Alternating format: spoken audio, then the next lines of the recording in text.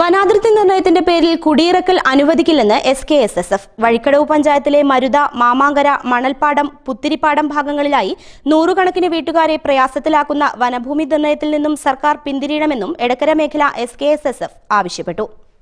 1950കളിൽ ജനവാസം തുടങ്ങിയതും 1977 മുൻപ് പട്ടയം ലഭിച്ചതും വഴിക്കടവ് വില്ലേജിൽ നികുതി അടച്ചു വരുന്നതുമായ സ്ഥലവും വീടും കെട്ടിടങ്ങളും വനഭൂമിയാണെന്ന വനം വകുപ്പിന്റെ വിചിത്രവാദം അംഗീകരിക്കാൻ കഴിയില്ലെന്നും ഇതിനെതിരെ ജനകീയ പ്രക്ഷോഭം നടത്തുമെന്നും സംഭവസ്ഥലം സന്ദർശിച്ച് SKSSF ഭാരവാഹികൾ പറഞ്ഞു.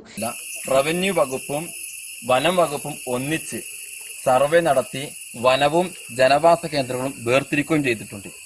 മാത്രവുമല്ല, MP ഫണ്ടിൽ നിന്നും MLA ഫണ്ടിൽ നിന്നും ഇവിടെ വികസനങ്ങൾ കൊണ്ടുവന്നിട്ടുണ്ട്. അങ്കൽവാടി അടക്കമുള്ള ഗവൺമെന്റ് അംഗീകൃത സ്ഥാപനങ്ങളും ഇവിടെ പ്രവർത്തിക്കുന്നുണ്ട്. ഈ ഭൂമി ഒരു വേള ഗവൺമെന്റ് വനം വകുപ്പ് വന്നുകൊണ്ട് ഇതെല്ലാം വനം വകുപ്പിൻ്റെതാണെന്ന് പറയുന്ന ക്രൂരമായ ചെയ്തികളാണ് ഈ ഭാഗങ്ങളിൽ നടമാടിക്കൊണ്ടിരിക്കുന്നത്. ഇതിന്റെ ഭാഗമായി നൂറുകണക്കിന് ആളുകൾക്കാണ് വീടും സമ്പത്തും നഷ്ടപ്പെട്ടുകൊണ്ടിരിക്കുന്നത്. ഗവൺമെന്റ് നിയമങ്ങൾ കൊണ്ടുവരിക വനം വകുപ്പിന്റെയും അതല്ലെങ്കിൽ പ്രകൃതി സംരക്ഷണത്തിന്റെയും ഭാഗമായിക്കൊണ്ടായിരിക്കും. പക്ഷെ ജനജീവിതം ഈ രൂപത്തിൽ പ്രയാസപ്പെടുന്ന സാഹചര്യത്തിൽ ജനകീയ പ്രക്ഷോഭം അലയടിക്കൽ അനിവാര്യമാണ്.